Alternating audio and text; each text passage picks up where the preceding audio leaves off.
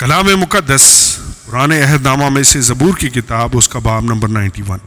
خدا ہماری پناہ، جو حق تعالیٰ کے پردہ میں رہتا ہے وہ قادر مطلق کے سایہ میں سکونت کرے گا۔ میں خداوند کے بارے میں کہوں گا، وہی میری پناہ اور میرا گڑھ ہے۔ وہ میرا خدا ہے جس پر میرا توکل ہے، کیونکہ وہ تجھے سیاد کے پھندے سے اور مہلک وبا سے چھڑائے گا۔ وہ تجھے اپنے پروں سے چھپا لے گا اور تجھے اس کے بازوؤں کے نیچے پناہ ملے گی۔ اس کی سچائی ڈھال اور سپر ہے۔ تو نہ رات کی ہیبت سے ڈرے گا، نہ دن کو اڑنے والے تیر سے، نہ اس وبا سے جو اندھیرے میں چلتی ہے، نہ اس ہلاکت سے جو دوپہر کو ویران کرتی ہے۔ تیرے آس پاس 1000 گر جائیں گے اور تیرے دہنے ہاتھ کی طرف 10,000، لیکن وہ تیرے نزدیک نہ آئے گی۔ لیکن تو اپنی آنکھوں سے نگاہ کرے گا اور شریروں کے انجام کو دیکھے گا۔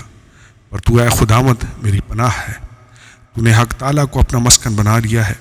تجھ پر کوئی آفت نہیں آئے گی اور کوئی وبا تیرے خیمہ کے نزدیک نہ پہنچے گی، کیونکہ وہ تیری بابت اپنے فرشتوں کو حکم دے گا کہ تیری سب راہوں میں تیری حفاظت کریں۔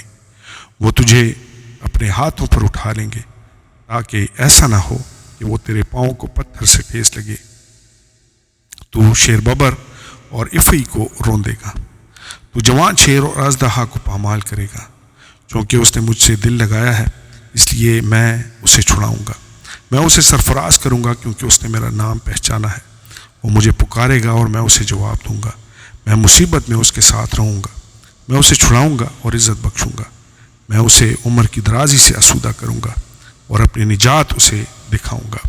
آمین اور آمین۔